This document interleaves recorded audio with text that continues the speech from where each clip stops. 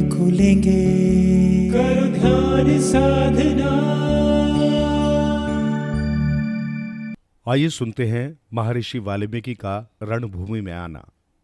ठहरिए प्रभु ठहरिए। इससे पहले कि श्री राम बाण छोड़ देते, तभी एक ओर से दौड़ते और पुकारते महर्षि वाल्मीकि आ गए और बोले, बाण की दिशा बदलिए, अन्यथा अनर्थ हो जाएगा।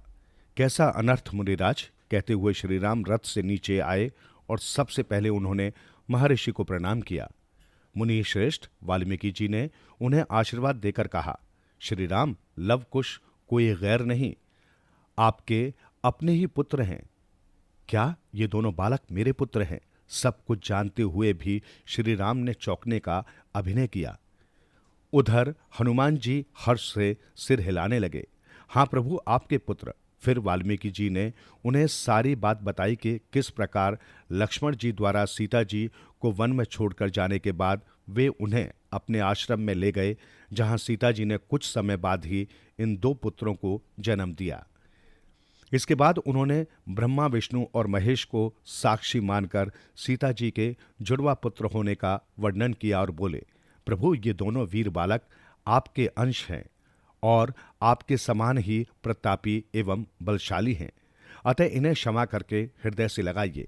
इसके बाद महर्षि वाल्मीकि ने लवकुश को अपने निकट बुलाया और बोले, वत्स, ये तुम्हारे पिता महाराज श्री रामचंद्र हैं, इनसे क्षमा याचना करो। जाओ, इनकी चरण वंदना कर इन्हें प्रणाम करो।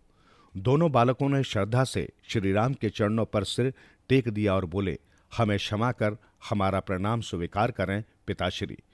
श्री राम ने दोनों बालकों को उठाकर हृदय से लगा लिया। दोनों बालकों के नेत्रों में प्रसन्नता के आंसू झिलमिलाने लगे।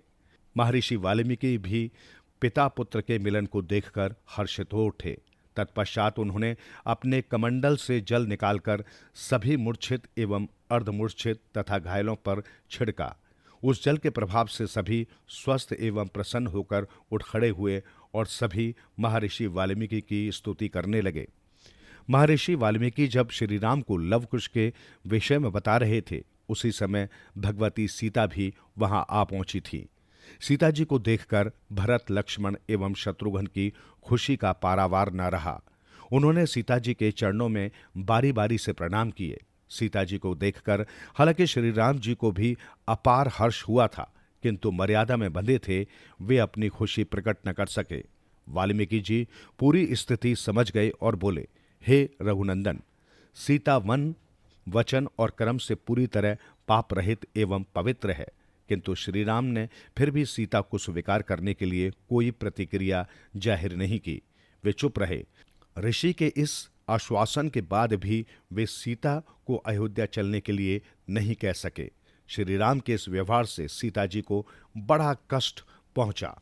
एक बार अवश्य उनके हृदय में उम्मीद जगी थी कि यदि श्री राम महर्षि की बातें सत्य जानकर सहर्ष कहेंगे तो वे अयोध्या लौट जाएंगे, किंतु जब उन्होंने श्री राम को खामोश देखा तो उनके हृदय को इतना कष्ट हुआ कि उन्होंने अयोध्या जाने का विचार सदा के लिए त्याग दिया। उधर श्री राम स्वयं तो कुछ नहीं बोले, लेकिन उन्होंने लक्ष्मण से कहा कि वे सीता से अयोध्या चलने की प्रार्थना करें। श्री राम की आज्ञा पाकर लक्ष्मण सीता जी के करीब आकर बोले, हे माते, मैं ही वो पापी हूं जो आपको वन में छोड़कर गया था। आप मुझे क्षमा करें और वापस अयोध्या लौट चलें। सीता का स्वाभिमान आहत हो उठा। कारण श्री राम की चुप्पी थी। उन्होंने सीता से एक बार भी वापस चलने के लिए नहीं कहा था। वो तो उनकी आज्ञा सुनना चाहती थी, किंतु वे अब भी चुप थे।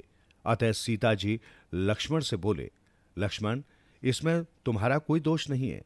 तुमने तो केवल अपने राजा की आज्ञा का पालन किया था, किंतु जिन्होंने मेरा त्याग किया है उनकी दृष्टि में तो मैं अभी भी निर्दोष नहीं हूं, अथवा लोक भय के कारण वे इस तथ्य को स्वीकार नहीं करना चाहते।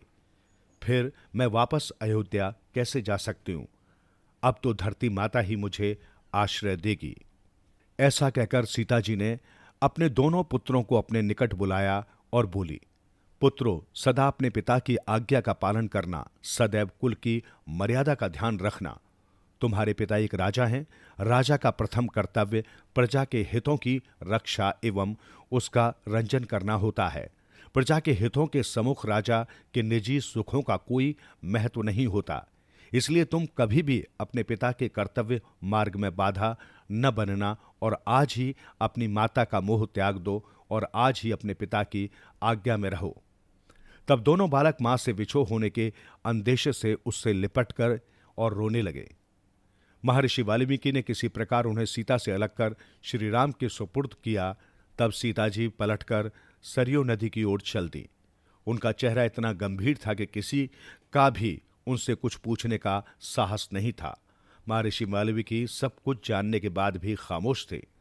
सरयू नदी के तट पर आकर सीता जी ने हाथ जोड़कर पृथ्वी से प्रार्थना की, हे माता, मैंने मन वचन एवं कर्म से किसी पर पुरुष का स्पर्श तो दूर, श्री रघुनाथ जी के अतिरिक्त सपने में भी किसी का चिंतन नहीं किया।